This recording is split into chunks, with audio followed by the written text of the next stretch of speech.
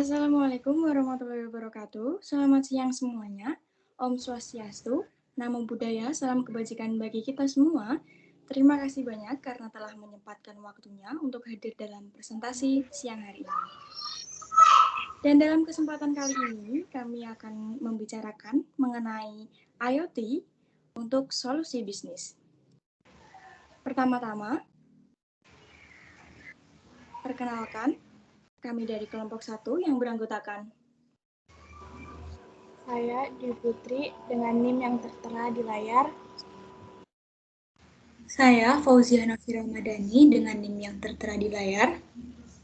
Saya Askia Rodiasani dengan NIM yang tertera di layar.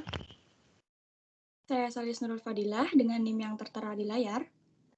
Saya Hadistiani Yusuf dengan NIM yang tertera di layar.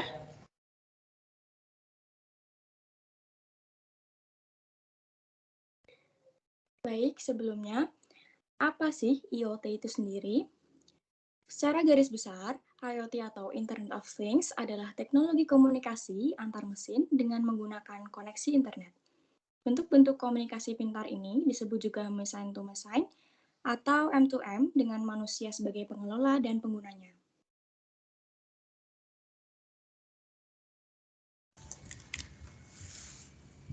Oke, selanjutnya yaitu pengertian IoT menurut para ahli. Yang pertama yaitu menurut Jones dan Graham pada tahun 2020 bahwa IoT dapat mengubah bisnis dengan mengotomatiskan proses mulai dari manajemen, inventaris, kemudian robotika hingga otomatisasi, menghemat waktu dan juga uang.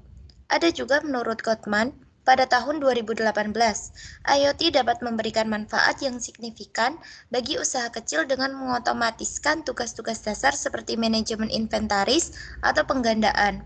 Misalnya, memasukkan tag identifikasi frekuensi radio ke dalam inventory memungkinkan untuk proses pelacakan produk mulai dari saat produksi, pengemasan, pengiriman, hingga penjualan retail secara real-time.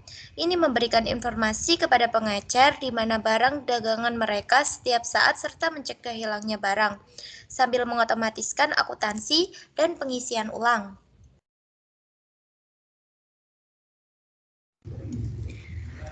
Selanjutnya, perkenalkan saya Fauzia Novi Ramadhani. Di sini saya akan melanjutkan presentasi yang telah disampaikan oleh Hadistiani Yusuf, yaitu tentang keutamaan IoT yang berdampak pada bisnis. Yang pertama ada komunikasi. IoT ini sendiri menyediakan koneksi permanen dan pertukaran data antara perangkat dan pengguna yang terhubung sehingga dapat memudahkan komunikasi. Yang selanjutnya ada kontrol dan otomatisasi. Semua konsumen Internet of Things, baik pengguna dan bisnis, dengan melalui aplikasi yang diinstal di ponsel mereka masing-masing, mereka dapat mengontrol perangkat pintar dari jarak jauh, menyesuaikan metrik yang berbeda, dan dapat memilih opsi tertentu. Kemudian ada penghematan biaya, waktu, sumber daya, dan uang. Dengan konektivitas dan komunikasi yang cepat di antara perangkat, mengurangi waktu respon dan tenaga kerja manusia, sehingga meningkatkan produktivitas dan efisiensi. Kemudian ada pengalaman konsumen. Penggunaan perangkat dan sistem pintar yang memiliki unsur interaktif dan membuat para pengguna lebih aktif dan membuat mereka merasa menjadi bagian dari ekosistem ini, sehingga pengguna dapat memiliki pengalaman yang lebih baik lagi. Kemudian yang terakhir ada peluang pendapatan yang lebih besar. Dengan adanya IoT di semua bidang kehidupan, memungkinkan produsen untuk menawarkan perangkat yang lebih cerdas, memperluas ke pasar baru, dan mengembangkan produk baru yang akan menghasilkan pendapatan yang lebih besar lagi.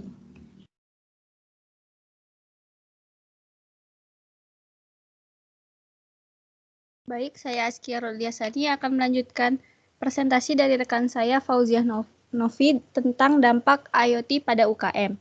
Teknologi di Indonesia mulai lebih berkembang pesat ketika memasuki tahun 2000.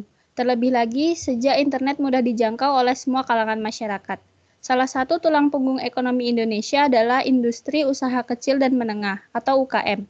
Bila selama ini para pelaku usaha kecil menengah atau UKM Indonesia biasa memasarkan bisnis mereka secara konvensional seperti mulut ke mulut, Kini saatnya mereka melebarkan sayapnya melalui cara yang lebih modern, yaitu dengan memanfaatkan teknologi jaringan internet.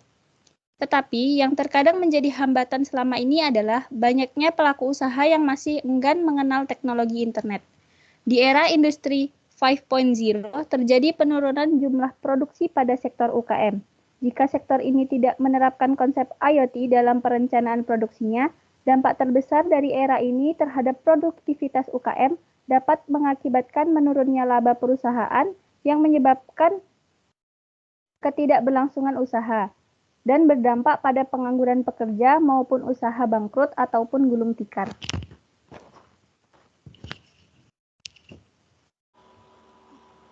Baik, perkenalkan saya Dwi Putri akan melanjutkan presentasi dari Saudara Askia tentang media sosial yang cocok untuk mempromosikan bisnis. Seperti yang telah dijelaskan oleh rekan saya sebelumnya, bahwasanya di era globalisasi sekarang ini, teknologi informasi berperan sangat penting. Dengan menguasai teknologi dan informasi, kita memiliki modal yang cukup untuk menjadi pemenang dalam persaingan global. Informasi merupakan modal utama dalam mengembangkan ilmu pengetahuan dan teknologi yang menjadi senjata pokok untuk membangun negara. Media sosial digunakan sebagai alat promosi karena memiliki respon secara langsung dengan penggunanya. Dewasa ini sudah mulai banyak bermunculan akun di media sosial yang digunakan untuk mempromosikan bisnis secara lebih luas. Berikut beberapa media sosial yang cocok untuk mempromosikan bisnis. Yang pertama, ada Facebook. Facebook merupakan jejaring sosial yang kehadirannya semakin dimaksimalkan sebagai media berbisnis online. Adanya Facebook tersebut memberikan peran tersendiri bagi para pelaku bisnis online yang menggunakan Facebook sebagai media bisnisnya. Yang kedua ada Twitter. Twitter adalah layanan bagi teman, keluarga, dan teman sekerja untuk berkomunikasi dan tetap terhubung melalui pertukaran pesan yang cepat dan sering. Pengguna memposting tweet yang dapat berisi foto, video, tautan, dan teks. Jika Anda memposting tentang bisnis Anda di Twitter, orang-orang yang berteman dengan Anda akan mengetahui bisnis yang sedang Anda kembangkan dan promosikan tersebut. Yang ketiga ada Instagram. Tidak seperti Facebook yang mengandalkan teks dan gambar atau Twitter yang hanya mengandalkan teks, satu-satunya tujuan Instagram adalah memungkinkan penggunanya berbagi gambar atau video dengan audiens. Jadi dengan ini dapat dikatakan bahwa Instagram dapat menjadi sarana sebagai tempat untuk mempromosikan bisnis Anda. Yang keempat ada LinkedIn. LinkedIn adalah situs web media sosial yang berorientasi pada bisnis dan profesional.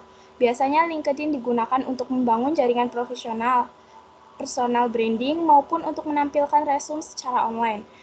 Yang terakhir ada YouTube. YouTube merupakan layanan video hosting yang paling populer, diikuti oleh layanan-layanan yang serupa. YouTube memungkinkan orang di seluruh dunia untuk berinteraksi, berbagi, dan membuat konten melalui komunitas online. Karena memiliki popularitas dan fitur yang mumpuni, YouTube dapat menjadi saluran pemasaran yang berguna untuk bisnis.